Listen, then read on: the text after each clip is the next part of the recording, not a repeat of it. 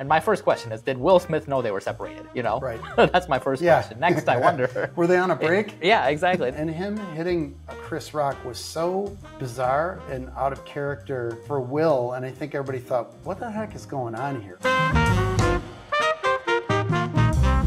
And we're back, episode 12. We're talking about a lot of stuff. Jada Pinkett-Smith and Will Smith. Always interesting. We got Celeb Divorce. We've got Joe Jonas. We've got Grimes and Elon. We've got a Jeezy update. We've got Maren Morris. We have Celeb Divorce is still going crazy. We had the summer of Celeb Divorce, right, Rahul? And now it's the fall. And now it's the fall. It's continuing. Winter is coming, as they say, right? Okay.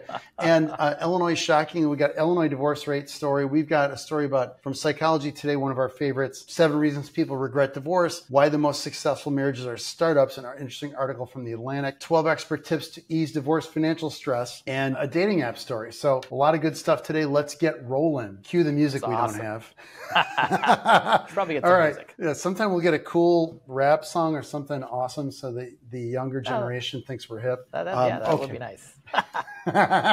All right. So the first story, we always love our Jada Pinkett-Smith, Will Smith stories because at this point, you said before the show, people are starting to feel sorry for Will Smith.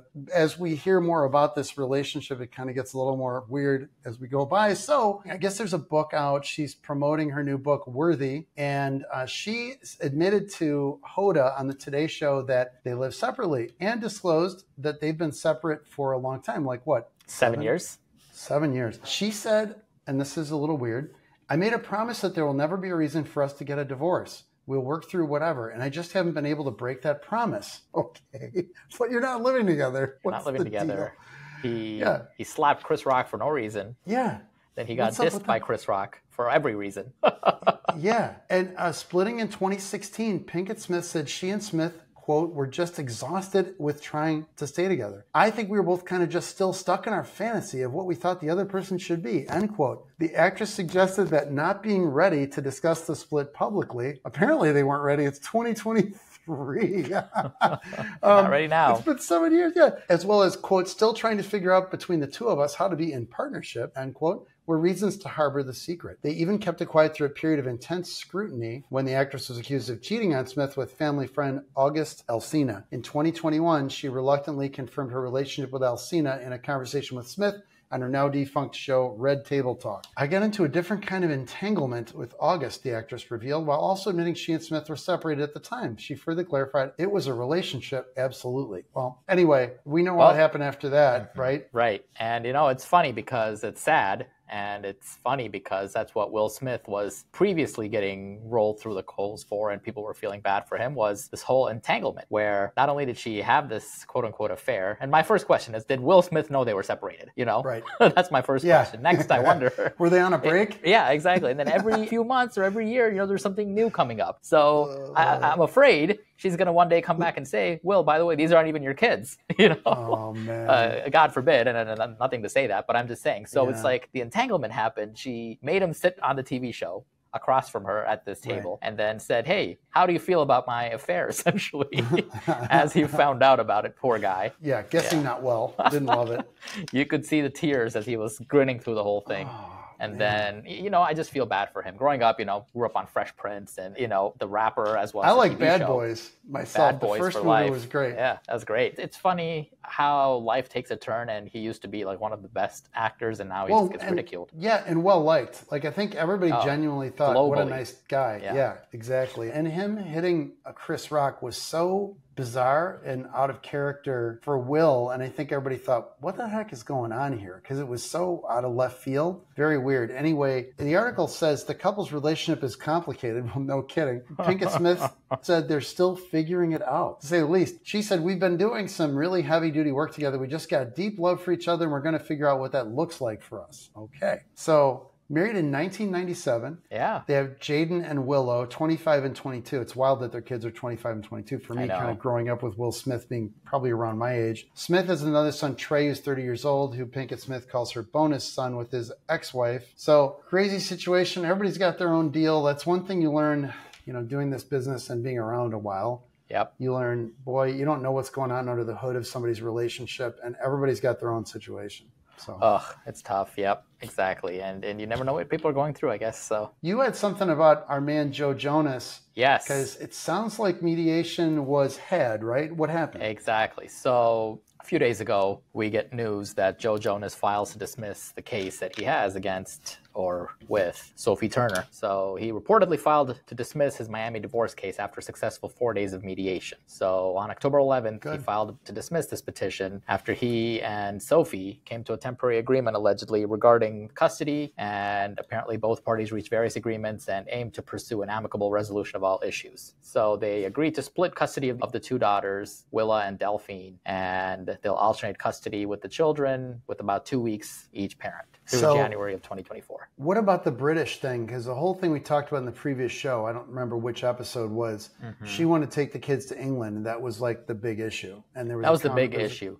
Yeah, and there was a question of should the kids go back to the United States or to the UK? Are they supposed to be? Are they living there? Are they living here? So all that went away. Essentially now they said the kids are going to split time in both jurisdictions. So they'll be both here with dad and there with mom and the UK. And then yeah, so it works out. So mediation works. Just like prenups work, mediations work. I'm trying to figure out, though, and maybe you know this, why did they dismiss the case? I mean, it's not like they're divorced. They've reached a temporary custody agreement, so why dismiss the case? That's a great question. There were two cases, I recall. There was a cross complaint, right? They each filed. Right. Maybe the reporter's getting it mixed up and one case is dismissed, because you're right. If they haven't entered a divorce judgment and it's just a temporary order, if you dismiss the case, the temporary order disappears. Everything goes away with it. So I'm guessing one of the cases was dismissed and the other one is pending. That's the only thing that makes sense to me. The U.S. case, if I was Jonas, if we have this international jurisdictional issue, I would insist there's a finding or an agreement that home state is, whatever state they're in the U.S. and nail that down. So you get that committed and get a court order entered on that issue. But good point. I don't know offhand, which reminds me, I forgot to mention we always like to wrap a little bit of hardcore divorce advice in bacon.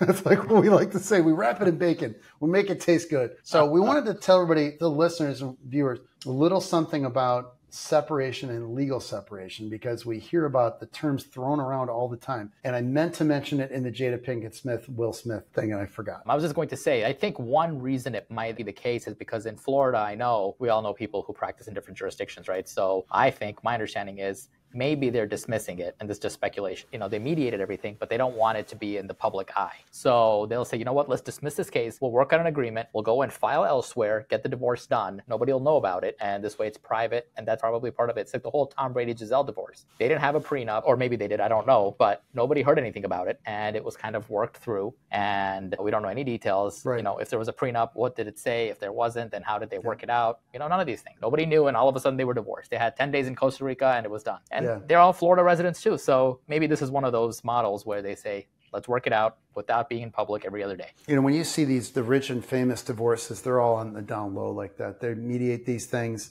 and then bam, a judgment gets entered and none of the details get into the public record, all by design. So yeah, they got it right. That's the way to go. That's the way we like to do it, is collaborate, mediate, get the case negotiated, get it all done, get a judgment entered, and keep the fine details out of the record. Just exercise discretion, as needed. So yeah, exactly. Bacon. Now let's talk about bacon. By the way, a lot of bacon in this episode, but this is bacon wrapped in more bacon. I don't know what, vegetables or something. So basically what we want to do is try to give you some information and help orient you on some classic divorce topics, but not be boring about it. This is not a boring Divorce Slayer podcast. So you said Will Smith and Jada were separated, not really separated, nobody knows. So that's what this is about. Thank you. Yeah. So there's a difference between being separated, so just moving out of the house, and a legal separation. And a lot of people don't really understand the difference. I had a consultation with a potential client a couple days ago where the person was talking about this very topic and talking about Illinois law. And many states are very similar to this or the same. And it might differ in your jurisdiction, especially if you're not in the United States, or if you're we're in an equitable division state. If you're in a community property state, this might be a little different, but generally speaking, this is accurate wherever you are. So being separated, just moving apart, has no legal effect on your finances in any way. So moving out of the house, moving into an apartment or whatever, that doesn't trigger anything. So in our state, your money is all in one pot, even though you might have separate accounts. And we're not talking about non-marital property. We're not talking about a prenup. We're just saying in the generic situation, if you had a joint account with all the money in it, and let's say you set it up, account A for you and account B for your wife or whatever, and you move out of the house and you put your own money in your own separate accounts, and maybe you put a little bit of money in the joint account to pay bills, your money doesn't become yours. Her money doesn't become hers. It's all in one pot. The court sees it all as one thing and doesn't care where you moved it, doesn't care what you did with it, doesn't care who saved and who spent. It's all a wash. And so people don't understand this. And some people have these extended separations like this, which is why I was thinking about this, where they might live apart for many years. They think they're doing something that has legal significance. I had a client whose wife moved to Texas and was there for 10 years and lived a completely independent life. She had her own job. She had her own accounts. He had his own accounts. They had no financial dealings with each other. They own a piece of real estate together, and they didn't even have any joint accounts left. And I had to tell the guy, everything you've got, you have to share. And the guy was shocked. He said, well, we've been separate for all these years. Doesn't matter. It has no effect. So people, I think, are surprised to find out, well, what? I thought I moved apart and we divided our money. Well, the court doesn't care. Without a postnuptial agreement or a divorce decree, you can enter orders temporarily in a divorce case that could be considered binding for pre-distributions of assets. But we don't want to go down that rabbit hole right now. The important thing to know is without a final judgment or a postnup, everything is in one pot. Again, aside from prenups and stuff like that. Or a legal separation, right? You can get a legal separation. And we'll get to legal separation in a second. Yeah, exactly. So word to the wise, moving out or living apart has no legal significance, except you have to live separate and apart for a period of time in our state in order to get a divorce or file for divorce. Normally people just agree to the time period and it's not a real issue.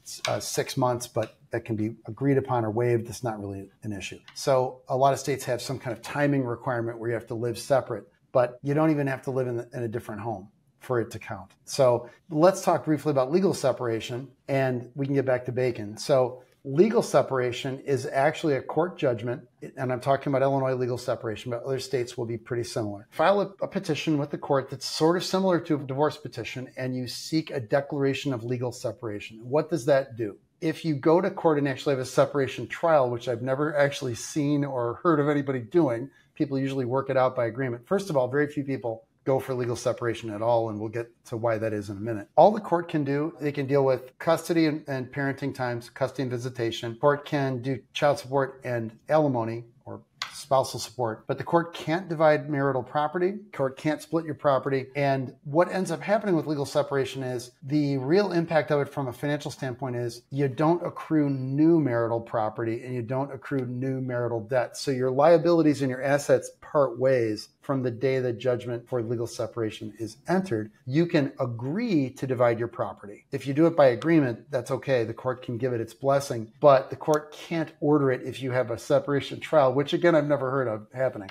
Usually somebody files for separation, the other person a lot of times files for divorce in a counter petition, and it ends up not mattering. One important feature in Illinois of separation, and one reason why I'm not excited about it for people typically, and we'll get into a couple other ones, and I want to hear what you have to say. When you file a divorce case, you're not divorced when you're done. So I tell potential clients, it's not a divorce junior, it's not a pre-divorce, and it's not a half divorce. I think people think, oh, it's like pre-boarding, I'm sort of halfway done, and then I just get divorced. It's like, no, you kind of go back to square one. And importantly, in Illinois, alimony is reviewed from the get-go. It's like whatever deal you had with alimony is reviewed what they call de novo or all over again. Go back to square one. So I'm sure the court would consider previous alimony arrangements, but you can't have some permanent thing or some locked in deal. If somebody files for divorce, throws out whatever deal you had before in a separation. So do you have any thoughts on that? And then I'll talk about after that, I want to talk about why legal separation exists in the first place. Yeah, no, I just have a few thoughts. So I wholeheartedly agree. I think legal separation for most people are a waste of time. Might be one or two reasons why here and there you might swing a legal separation, but for the most part, it's a waste of time because, like you said, you don't get divorced. You're not halfway there. You're just somewhere else. But you're still married. And so an alternative to that would just be to get, like you said, get a postnup. You'll say, hey, let's separate, but let's do this postnup. And if they want to work that out, if property, but you'll still have property accruing. So the real way way to do it would be just to get divorced, or if you must get a legal separation, then yeah, like you said, you're bookending it from here to here. So that will be your frame of marital property. Everything else on this side and this side is yours. But it's not very many advantages. Yeah, the three things that come to my mind are religious reasons. People for religious reasons can't get divorced. This is the origin of legal separation. It's a very old remedy. So A, people can't get divorced for religious reasons. B, it was set up as a remedy originally, and this is true, for women, because this is not sexist, this is historical fact. More men made the money than women back not that many decades ago, and women were homemakers, didn't have access to money necessarily. And in Illinois, before 1976, you had to prove fault to win in a divorce case, and we didn't have a level playing field statute, which is a law that makes, if you don't have access to cash, you can get your spouse to come up with money to pay for an attorney on a temporary basis so you can get funds to match funds that your spouse has spent on a lawyer. Well, that didn't exist. And with fault, you had to get a private investigator. It was difficult to prove fault. We didn't have no fault divorce. So you had to prove adultery, chronic alcoholism. It wasn't, and what's interesting is mental cruelty wasn't even a reason until, I want to say, shockingly recently, as far as I'm concerned, I want to say the early 80s or late 70s in Illinois, which surprises people. But you had to prove these very hardcore reasons to get divorced, and it was very difficult to do that. So you had proof problems. If you're on the standpoint of typically the woman, these days I know things have changed dramatically. The laws changed dramatically. We have no fault. We have level playing field statute, and more women are graduating college than men. There are plenty of women earning money now, and the financial thing has all changed dramatically, but we're talking about decades ago, and now, 100 plus years ago too. So at that time, this remedy was available for people that couldn't otherwise get a divorce. And you didn't have to prove fault to get a separation. You could get alimony, you could get child support. So if a guy literally ran out on a woman, left and cut her off, she might not be able to prove adultery or the other termination events, the four cause events, but she could prove the guy ran away and I've got no contact, I have no access to money, and a court would grant legal separation and provide for support and and custody arrangements. So that's the origin of the law. And so as the religious reasons have kind of faded, I think, for a lot of people, and as the financial and legal reasons have faded for people because demographics have changed and the laws changed, but I would love to see the stats. I wonder how many separations were filed in 1950, 1960, 1970. I have no idea. It's like a breakdown by decade and now versus now, right? Yeah, I mean, it's virtually zero now. And the one other advantage is you stay married. So an advantage, you're still married, so people will do it to stay on the health insurance. I was just going to say that. Yep. That's the one reason. If someone has a chronic injury or disability or diagnosis and they're terminal and they need health insurance, and if you're divorced, you can't be and they have good health insurance, and you need to be on your spouse's health insurance. The only way to do it would be to be legally separated. So yeah, so people do that. So thanks for indulging me on the bacon wrap stuff. So I hope that helps. And we always like comments too. Please leave comments with the show so we can know that you like this content and we want to do better and provide things that you're interested in. Okay, so back to bacon. What do we got? Grimes, right? We're at Grimes. Oh, yeah. Thank you. What's going on with Elon? Yeah, Grimes has 3 kids with Elon Musk, who is obviously an interesting character. Filed a petition against him in California to establish parental relationship. Superior Court San Francisco says on the website the petition was filed by Claire Boucher, Grimes' real name. Much information wasn't readily available for details. Basically, a petition to establish this type of thing is a paternity case. And these are filed all the time for unmarried parents. So I have to kind of chuckle because they have the names of the kids, which if you've heard of are a little unusual. They had a son in May 2020 named XAEA, I don't know, XII. 10 points for someone who can say it. Yeah, they call that kid X, which I'm sure was a plan that Elon had to help brand the kid and Twitter and everything. And a daughter, Exa Dark Sidrael, who goes by Y. Okay. Via surrogate. And then I'm guessing, do you know what the name of the third kid is? I don't. I did not either. I didn't even know he had 3 kids. Yeah. I didn't either. Third child's real name, Techno Mechanicus. It's the coolest name I could think of out of all. What is up? Yeah. And nicknamed Tau, T-A-U, for all of you playing the home game. I was expecting Z just because you had X, Y, and yeah, I'm just trying to follow the Tesla models, or Model 3, right?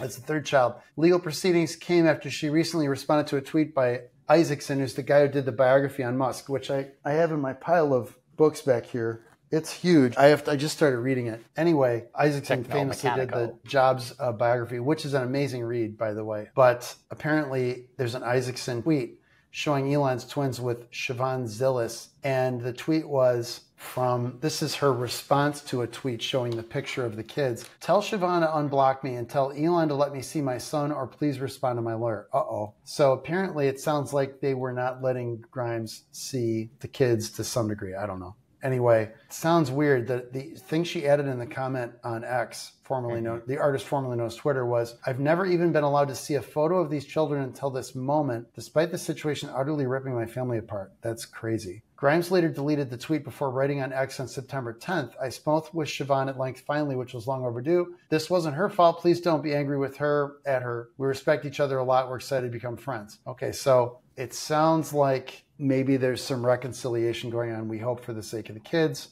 X, Y, and Tau. Hopefully Elon's doing the right thing. Rahul, because the folks at home might not know, can you tell them what goes on in a parentage case typically? So typically in a parentage case, it's sort of that would be what a half divorce would be like. So yes.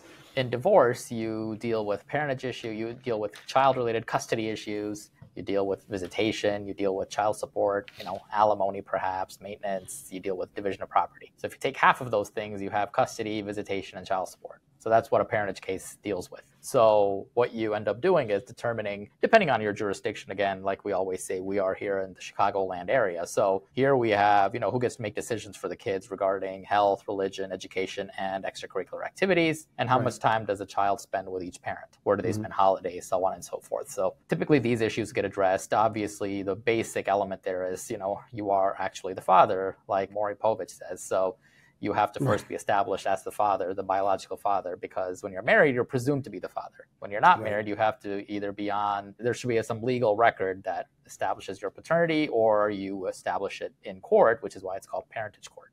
So you establish parentage, you get your custody or visitation schedule, whatever it is, and then the court or you guys work out what sort of a child support arrangement there will be, who's going to pay for what expenses, so on and so forth. That's your parentage case. Yeah, and they do a DNA test in every case with a little swab on the cheek. There's no blood test required. It's quick, it's easy, it's cheap. The only twist on this is, like you said, custody, visitation, child support. That's it. People that have lived together a really long time and have a child together and then they split up, they'll ask about things like property. They'll say, well, can you divide property? What about alimony? So we should have gotten married. Yep. You don't get anything like that. You just have to walk and take your child support. And that's a hard, bitter pill to swallow for some people. And that's kind of a wake-up call for folks that are together for a long time. And all you get is custody, visitation, and child support. It doesn't matter how long it's been. And the one thing you see is people will be together for a long time, unmarried. And even when they separate, we see cases all the time, and I know you have, where they'll come in for a consultation. You'll find out they lived together 6 years, 7 years, or maybe they've been separated a few years, and they actually got along.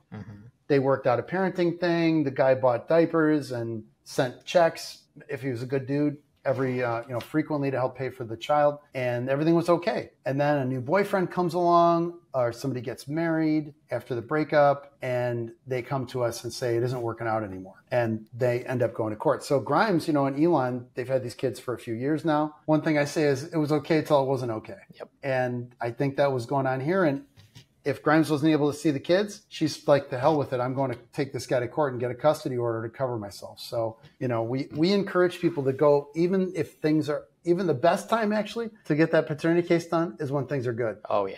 Right? Yep.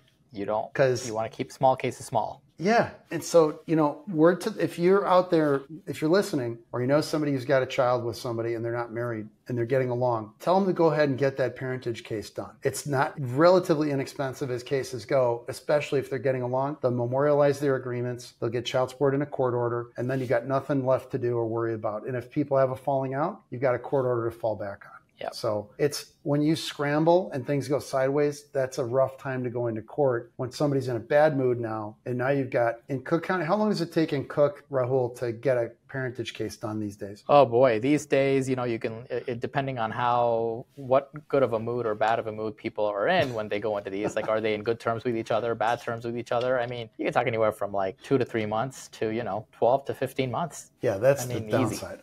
So and it gets real pricey, you know. So yeah. So do it while you're getting along, not when you're not getting along. One other thing I wanted to mention: there's a thing called a voluntary acknowledgement of paternity. It's a piece of paper they ask you to sign in the hospital if you're the parents, and when you sign that, it has magical powers. When the parents sign that, they're legally bound as the parents of the child. We call it a VAP. And there's a similar document probably in most, if not all, states. And because the state interest is in seeing that children have parents that are going to take care of them and pay the bills for them. So they encourage people to sign the VAP to confirm they're the legal parents, but it's binding. So one piece of advice we give people is, if you're not sure, don't sign it. Don't sign it.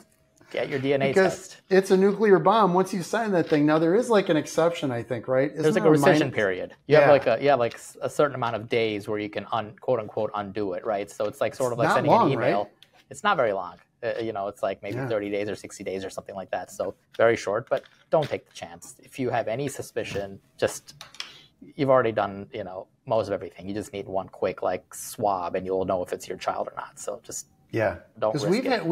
We've had horror stories where a guy thought he was a dad, signed the VAP happily, finds out X number of years later, not the father. I'm telling you, there's some crazy stuff that happens. It's rare, but still. Okay. Like the song, right? Kanye West song, 18 years. Okay, what is up next? We've got Jeezy, right? Yeah, we have an update on Jeezy, or like you say, young Jeezy. I think he was still young Jeezy to you at one point. Because I'm old Rafe now. He finally broke his silence on the divorce. We talked about how they had filed for divorce previously, and he broke his silence. He said it's not impulsive, this decision to end this chapter of his life, and it comes with a heavy heart. And he cherishes all the time he spent with his spouse, and his daughter is primary, and that she's a wonderful gift from his relationship, and they're both committed to making sure she feels the love and stability that she deserves. And there was a prenup that's in place. We don't know yet, so we'll follow up on that. And I guess they're still living together, just in separate quarters. So we see that a lot, right? We see a lot of people, including celebrities apparently, who live together just because it's convenient. And you get to see your kid 100% of the time. This statement brought to you by Jeezy's PR team and or ChatGPT, because that was beautifully written. But no, that's the message you want to hear, is a unified message and a positive one. That's very well done. Yep. So, that's interesting. So, we'll keep everybody updated on that, especially when details come out of negotiations and prenup, things like that. Those are always interesting details. And we try to provide for you, the listener, anything that would help you using these celebrity divorces as sort of a model or an example. We say, look, there's lessons to be learned here. And one thing we see more often than not is prenups work. Number two, mediation works. Number three, a positive message out in public works, and nobody needs to know the details. Things just didn't work out. That's all the public needs to know. Don't air your dirty laundry. Yeah, it never pays off. And I know occasionally in social media, people disagree with me and they say, well, if it's an abuser, the world deserves to know and all that. And I understand that, but I have to tell you those are outliers. And I can say in the vast majority of cases, it's better to just take the high road and not put people on blast, out on social and everything. Okay, anything else on that, Rahul? No, I think that was just a quick little update for everybody who's following. And next one is the Hulk, Lou Ferrigno. For those of you who are younger than 40, maybe 45, you may not know that Lou Ferrigno was once a Mr. Universe contender. And if you've ever seen a movie that's fascinating, is Pumping Iron. Oh, I love that movie. Lou Ferrigno, it's a competition about weightlifting, and a young Schwarzenegger's in there with a young Lou Ferrigno. And you watch Schwarzenegger get inside Lou Ferrigno's head by making fun of him and stuff. It's absolutely hysterical. With Schwarzenegger's accent, his Austrian accent was so thick back then. It's come a long way, but it's so funny because Schwarzenegger was always so self-confident and his ego is huge. It filled the room. And Ferrigno is a very emotional kind of guy, you could tell, and a very impressive physique too, But you see him like getting ready for the competition and Arnold going over there making fun of him and telling him he looks flabby and stuff. Totally gets in his head. It ends up culminating in a competition where they're both competing. Anyway, Ferrigno famously played after that, I believe. Ferrigno was on TV playing the Hulk, putting him in green body paint, and there was Bruce Banner and he turned into the Hulk. And back when I was a kid, we used to watch the show. And he was married for 43 years. Don't know what happened there. So the wife filed for divorce accusing him of flaunting a mistress, not just having one. Apparently flaunting one is more significant than having one. Trapping her in abusive and controlling marriage, not cool, after she was diagnosed with dementia. Ferrigno's wife Carla, age 74, made the disturbing claims in recent court filings in San Luis Obispo County, California. She opposed his attempt to establish a court-ordered conservatorship to control her affairs. So the plot thickens. It comes after Ferrigno, 71, claimed in court Carla has advanced dementia, accused their own daughter, 42-year-old Shanna, of elder abuse for attempting to drive Carla to the bank to withdraw $500,000. In response, Carla now accuses Ferrigno, her husband of 43 years, of covertly cutting off her access to their joint finances and of keeping her physically isolated to prevent her from divorcing him. In a signed declaration, she alleged, well, of course, it's always a signed declaration. I love when reporters write this stuff. They think it's a signed thing with the court. It's, Yeah. Of course it is. It has to be. Parties have cited irreconcilable differences, right? Yes, right. We talked about that in a previous pod. Maybe a couple of them, they always say, ooh, it's irreconcilable. That sounds serious. Well, that's the legal requirement. You always have to say that. She alleges Ferrigno has a brazen affair, a divorce lawyer clearly wrote that, with a mistress named Lisa, quote, with whom she spends most of his time traveling to his various appearances and flaunting in my face even when he's home. Okay, if that's true, not cool, Lou, but the brazen is kind of an interesting phrase. Lou, there's some photos in this story. This is Daily Mail, by the way, a hat tip Daily Mail. Links, by the way, to all stories in the show notes, as always, so you can look at this stuff yourself. So Ferrigno was a bodybuilding rival of Arnold Schwarzenegger before becoming an actor best known for The Incredible Hulk, as we said. And then Carla said this, while his infidelity may not be abuse, when I get upset with him about her being around, he physically intimidates me by getting in my face and using his much larger size. He will remind everyone he's the Hulk. He's a 71-year-old Hulk, but okay.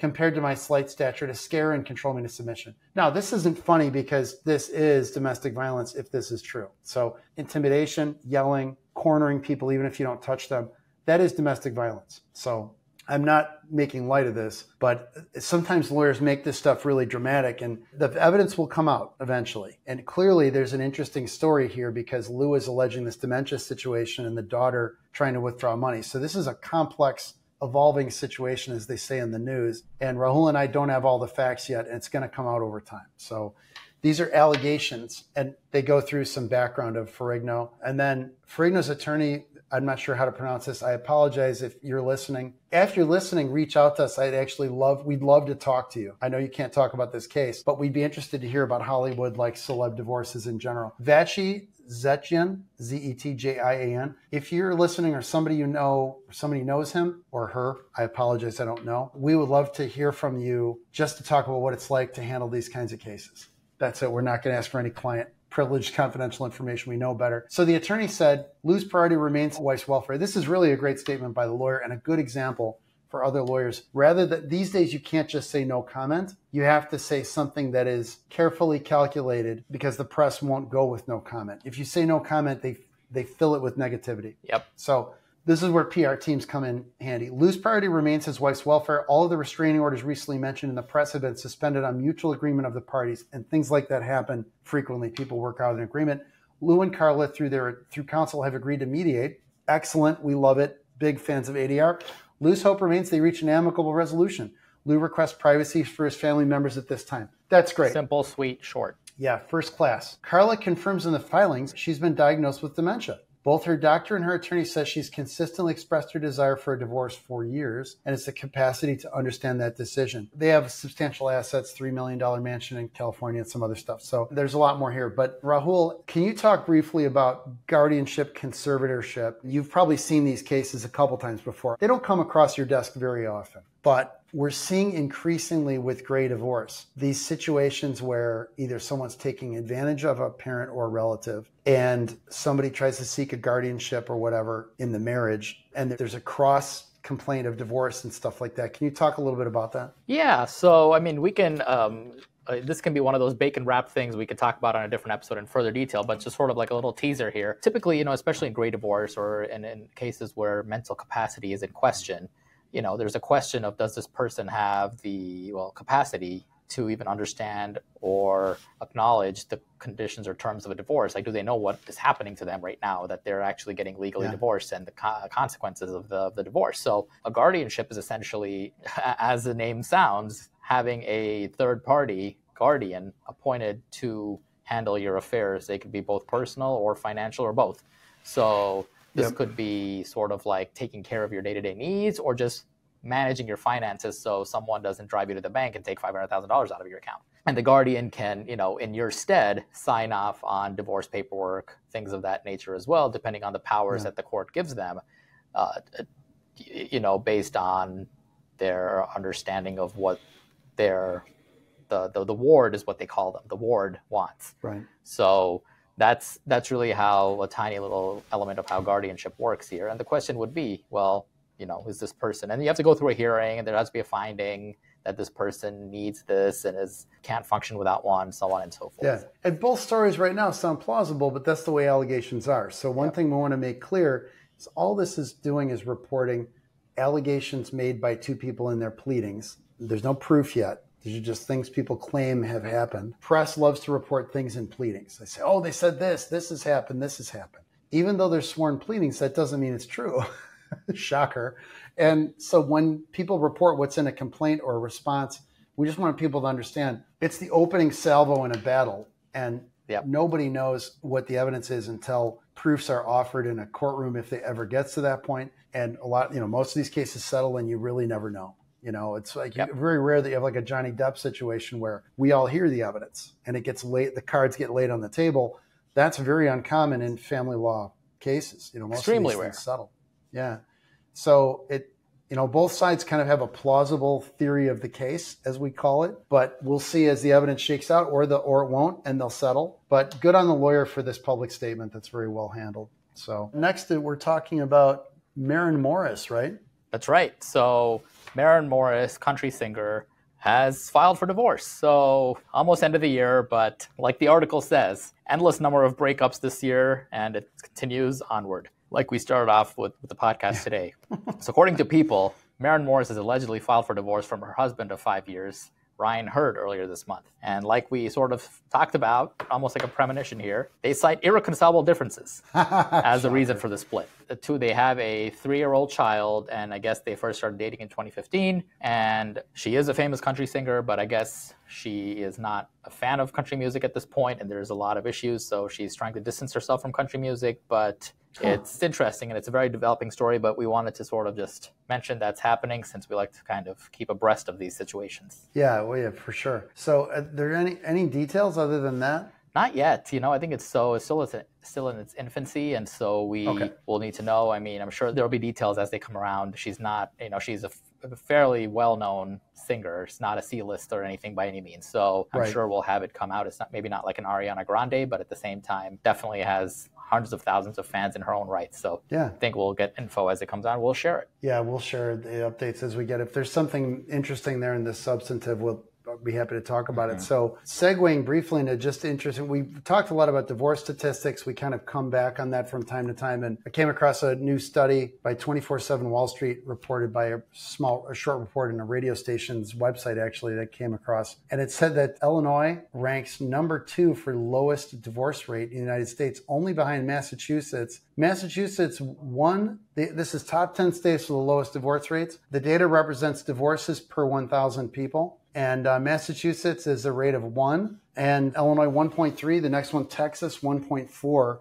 Then it goes up in the top 10. Georgia, 2.2. Actually, it's a bunch here. New York, New Jersey, Louisiana, Georgia, 2.2. And this person who wrote this article said, don't take this wrong if you live in Illinois, but I was frankly shocked to learn it's very possible land of Lincoln has one of the lowest divorce rates in America. Can this possibly be true? And the person said, the fact that I have so many Illinois friends who've unfortunately gone through divorce is likely why I'm in a state of disbelief about this stat. So I don't really know what to tell you because we just know anecdotal stuff.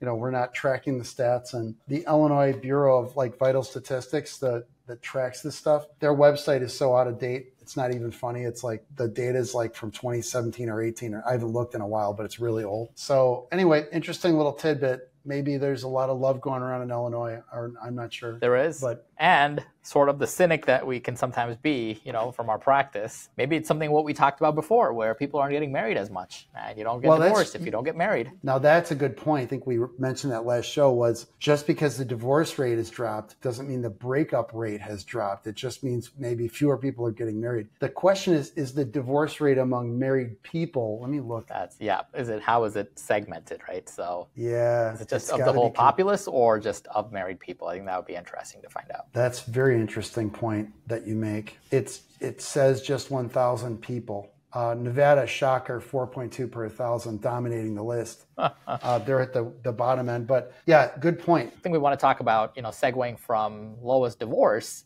about the people who do get divorced. What are some reasons people regret divorce? Say, when people are ready to get divorced, they say, get me to the finish line already. I don't want to linger in the divorce process. I want to be done. It's not pleasant for most people, and most people just want it to be finished. But what happens afterward, right? Nobody, once we're done, we kind of move on, and nobody really goes and talks to them about, hey, how are you feeling these days? So this Psychology Today friends there posted this article, Davia Sills, I guess, from July 5th of 2023. She said 7 reasons people regret divorce, and 1/3 to 80% of people regret divorcing after unexpected consequences. So she says statistical data suggests that at least 1/3 of people regret their marriage dissolution. That number can rise to 80% for ex-spouses who chose the wrong reasons to get divorced and feel that it could have been prevented if both parties had put more effort. Again, the reason is not the irreconcilable differences. That's just a legal term. So that's not a reason for divorce. So why do some people regret getting a divorce? And I'll just go through these quick points here. Sometimes the emotional upheaval of the divorce far exceeds what people might expect. Yeah. People act in the moment, or not necessarily in the moment, but it's sort of a build-up, and they say this pain will go away once we're divorced. Maybe it doesn't all go away all the way, or maybe they say, hey, you know what? It's not what I thought it was. So some people say, hey, you know what? I thought, I'm sticking around for my kids. That's all, after the divorce. So it's very overwhelming for people. It's very sad stuff all around. The effects of divorce on children, the financial consequences of the divorce, additional failed relationships, loneliness, again, depending on age, circumstances, things like that. Some people regret the divorce when they face the stigma, rejection, or judgment of and from family and friends. And then some people regret how the decision was made in the first place. I always like to tell people, we always say a good marriage is better than a good divorce. So there are ways to keep your marriage together. I think go for it. Even the best divorce in the world still means you're getting divorced. Fastest, easiest divorce. So, and I also always say, if, the instant gratification stuff shouldn't apply for things like divorce, you can always get divorced tomorrow. So if you don't do it today though, then, you're done. And think of, if you can sleep on it because you're thinking extra day and see if you can make amends and, make inroads and salvaging the relationship, then go for it. Yeah. And this is coming from divorce lawyers, so that's something to say about that. And so it also goes into saying, what do you do if you have regrets, right? So acknowledge the emotions and spend some time exploring them. You might reach out to your ex and talk about it, focus on personal growth, and give yourself time to move on. So just some, food for thought there. I think that it's important to kind of acknowledge, what the other side of it is after the divorce. It might not be all flowers and rainbows, I guess. Yeah, that's a great article because those are all good points. This next one I wanted to mention, it's behind a paywall, so I'm not going to get too far into it because it'll be frustrating to people, but I just want to mention it's an interesting article people can check out.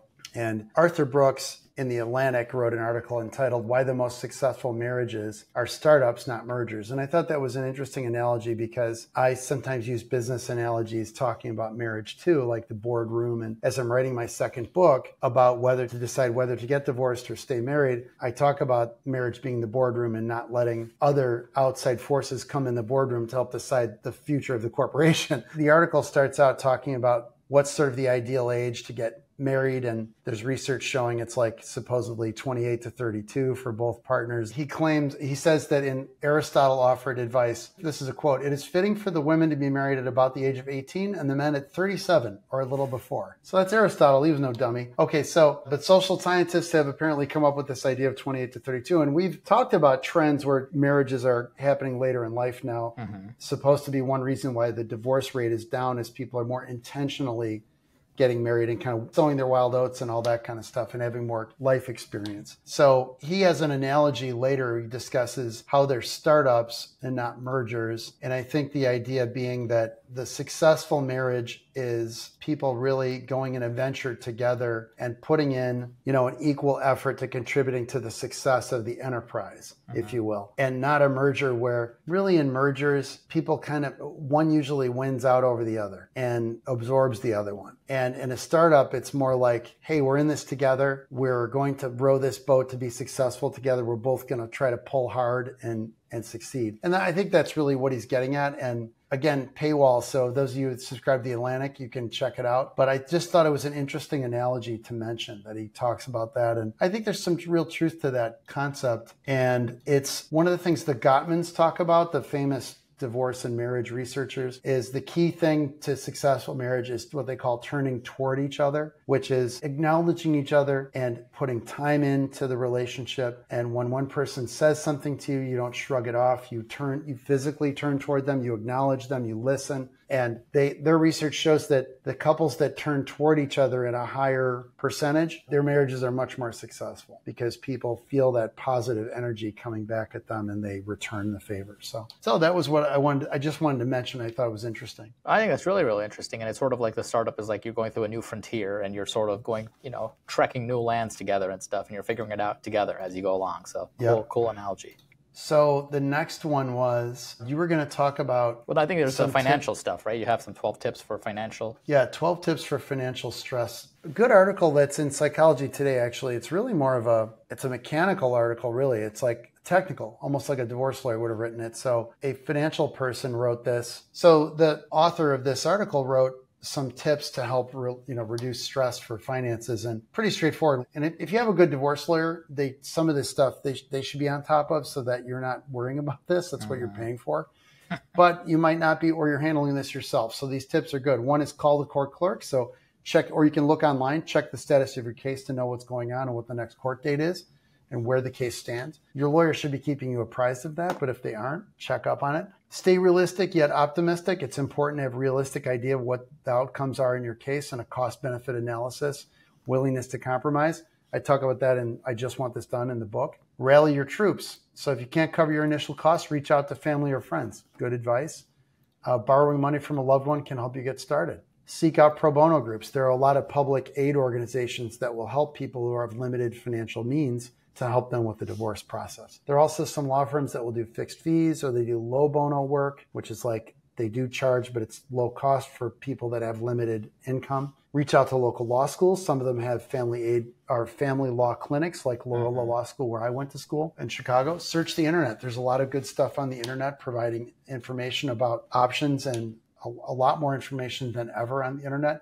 Be advised, some of it is total garbage. So you have to be careful and double check your sources, but there's more information than ever out there. There are online divorce services also that can help you file, but it's good to consult with an experienced divorce attorney, even if you are doing DIY. So even if you do divorce yourself, we can help you. Other law firms can help you. And we do sort of a consulting basis where it's semi-DIY.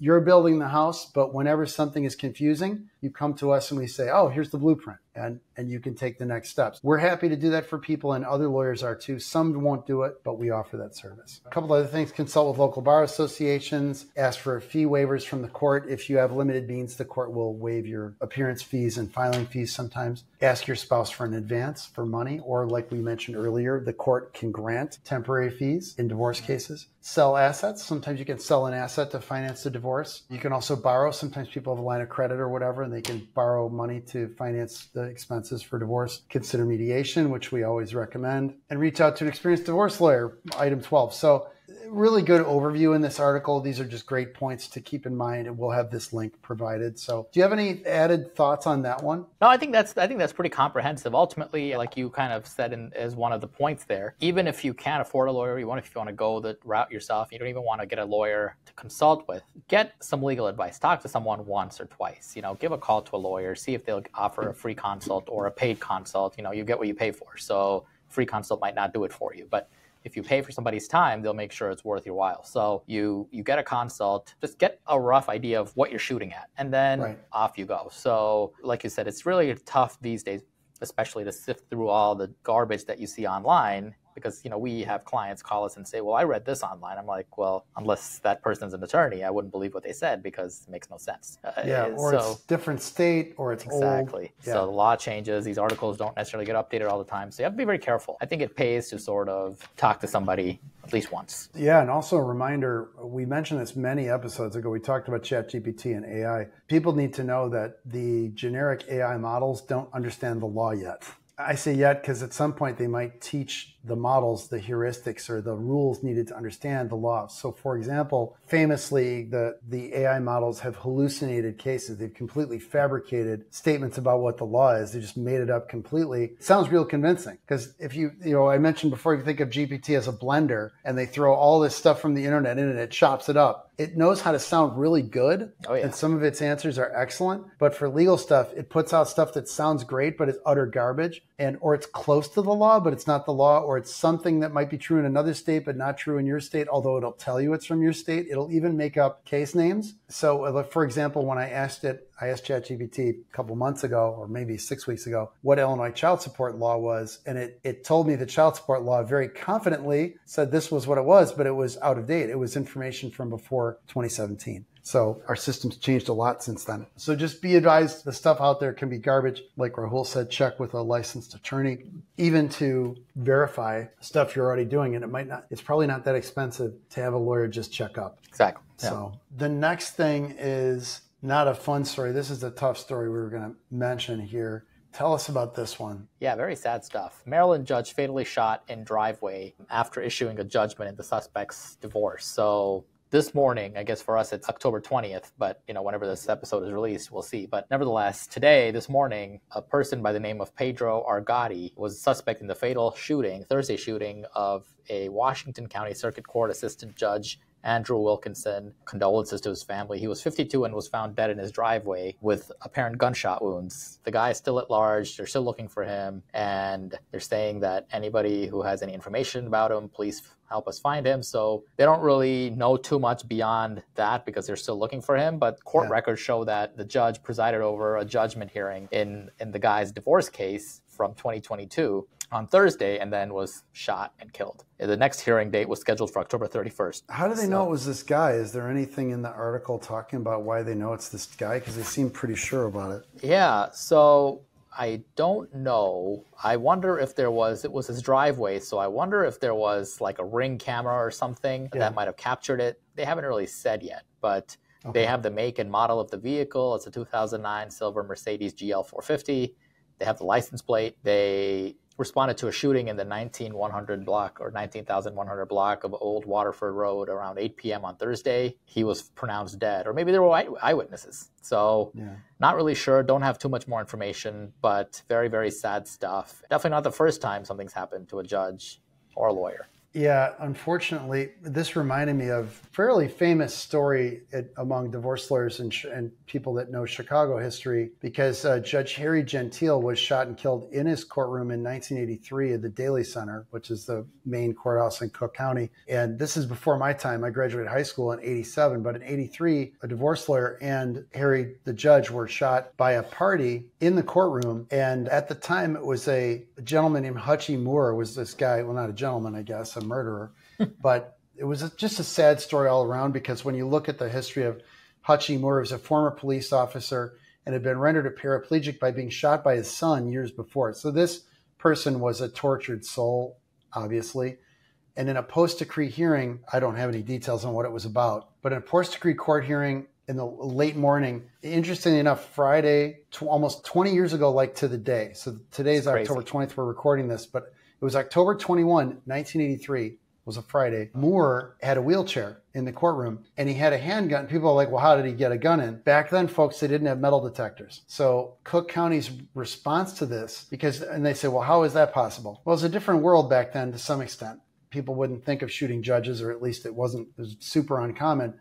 But also, the deputies were armed. And I think they thought that was enough security to have armed deputies in the courtrooms. And the bailiffs, the sheriff's police have a bailiff division that handles court security. And these guys have guns. So I think they figured, well, that's enough. Well, if you've been in the Daly Center, at least, they end up putting in metal detectors and much more security. You used to be able to just walk in the Daly Center, go up the elevator, go to a courtroom. Right. And they put in airport-type metal detectors. Well, at the time, what was airport grade before 9/11, and they got much more intense with that security. But Cook was the first I remember because I started practicing in 94. And when I started practicing, they already had metal detectors, and some other courthouses were just getting security in the outlying counties. And DuPage County got elaborate security measures at the front of the courthouse. And it was designed to be entered by multiple directions. You could just walk in from different directions in the courthouse. The architect had it designed that way. It was designed in the early 90s or late 80s. And then they had to adapt it, and they shut off the rear entrance. They rebuilt front to adapt to the whole security thing and people going through metal detectors. So this sort of prompted that. And there's a plaque in the courtroom memorializing both Harry Gentile and Mr. Pizer, the attorney who was killed. He was only 32 years old. But Hutchie Moore had a tortured past. And I don't know the story, but obviously didn't like what was going on in court. Said something about he was doing post-decree work, and Pizer was representing the shooter's ex-spouse, ex-wife. And the guy Moore asked for a new lawyer, and the judge refused. And then Moore pulled the gun out and began shooting. So very sad story, but prompting people to get very security conscious at the courthouse. And I'm happy to report that stuff like this is quite rare in the divorce business. Things have happened to lawyers occasionally too, where they've been threatened by people and stuff like that. But those incidents are pretty few and far between. And it's important to act with civility and grace with everybody in this business. And we've always conducted ourselves very respectfully with opposing parties and opposing lawyers. I think it's the right thing to do, number one. I think it's good business, number two. Number three, it keeps the tone and tenor of the communication as positive as possible, and you don't personalize it. So you're much less likely to get people angry to the point where, let's just start on the low end of the spectrum, the point where they're going to blow up a settlement and proceed to trial, or you're not going to be able to negotiate with them, or they're going to be unreasonable. You're less likely to cause people to get angry and not use their heads if you treat people nicely. I know it's a shocker, but and I know you're this way too. And the rest of our firm operates this way, but some lawyers unfortunately don't operate this way, and they kind of get personal, and it gets kind of nasty, and you're begging for trouble, both in not getting a case settled, or if somebody is maybe not mentally all there, you could be asking for trouble if you treat people really poorly. And it's also your credibility, right? You go to a court and the judge is like, oh, if Rafe says it's good for me if it's good enough for him. Or if he says it, I'll believe it. So no problem. So it's the respect that you cultivate because they see that you're an upstanding guy who does the right thing. So, I mean, there's something to be said about that. And it just feels good. I mean, you don't want to go home every day from work just feeling like a total, I'd rather just feel good about yourself by making other people feel good. Simple. When you make it personal, the client's not paying for that. They really don't get served well by you making it personal, because then you stop thinking with your logical mind, and instead you're getting angry, you're getting hyped up, and then your lawyer brain turns off and your animal brain turns on, and that's when things devolve. Anyway, sad story, but unfortunately there is a precedent for this, and not just in divorce, but other areas of law. So let's end on a lighter note about dating apps, because we always like to talk a little bit about dating. Yeah, so we, just like we like to keep our finger on the pulse of celebrity stuff here, we like to noodle with dating apps as well. And I guess there's a new dating app that launched this summer called Raw, R-A-W, and it's apparently booming among young and creative New Yorkers. What they appreciate, apparently, this is from a Yahoo Finance article. What they appreciate is the fresh approach to online dating. No more boring profiles, only real-time photos that users post daily. So they apparently snap back and front shots, and that's how they appear on the daily swipe feed to their crush. So there is an app out there right now called Be Real. Yeah, can you explain how that works? I heard about this. Yeah, so you have the Instagram where you carefully take a picture, you curate, you filter, you post. It's the most glamorous thing ever, and it's going to be there forever. Be Real sort of is meant to be like, not the polar opposite, because it's not ephemeral in nature, but rather it's sort of like, hey, what am I doing right now? So I might get a notification on my phone. I don't personally have the app, but let's just say I did. I have friends who do. It'll say, okay, you have 30 seconds or you have 30 minutes to take a picture. So then you click a picture. So it'll take a picture from the back camera as well as the front. So then you'll know what you're doing and also where you are. So that's what it does. So, you probably shouldn't be taking pictures in compromising places and times. If you get 30 minutes, are you like scrambling to find someplace cool? Yeah, exactly. I mean, you don't have to take a picture, right? But you just, you're not required to take a picture, I guess. But that's kind of how you keep up your reputation, I guess, on the apps. It looks like this is taking something of that, where it's like no more catfishing, no more scamming with like old photos or fake identities, or you are in like a group of people and nobody knows which one of those people you are, and you're like, are you that person or this person? So it's like they want it to be real, not sneaky. So the second thing it does is apparently it tackles toxicity and ghosting. So they have tried out 2 new features apparently, a respect meter that publicly shows green or red, and a no ghosting rule that stops you from starting a new chat with your new crush if you already have too many ongoing, unreplied conversations. So if you're being a jerk to people, it's going to have a big red flag next to your picture. And if you're basically gaming and you're like just swiping right on a bunch of people and playing games with folks, it doesn't let you keep opening new chats. Exactly. So I'm not going to leave a lot of people on red or whatever the phrase is and just move on. It's going to say, well, that's not what we're here for. So interesting. Everyone comes up with a new concept. That's really interesting. I still think there's nothing better than in person, obviously, but it seems to me a lot of this stuff will be solved by people FaceTiming for like 5 minutes. Yeah. Just make sure you're real. Show me your ID real quick or something. I don't know. A block part of your ID and hold it up when you show me the video, you're on video, and then talk for 2 minutes, make sure they look like what you think they look like, and then you can meet them. And it's like, I don't know why people would show up for a date cold and just have seen some photos and not do a little bit 2-minute video when we've got FaceTime. But what do I know? It's either they're too adventurous or the exact opposite, where they have no street smarts at all. And they'll just, it's like the kids, parents tell people, don't take candy from strangers. Don't get into a random person's car. Like, people do all those things now. Don't talk to strangers. That's all people do now. Yeah, true. So yeah, that's good. Anything else on that? That's interesting. No, that's the newest, latest trend here, or latest app. So we'll see how that happens with that, I guess. All right. So that's it. We'll call it a wrap. That's the pod. Cool.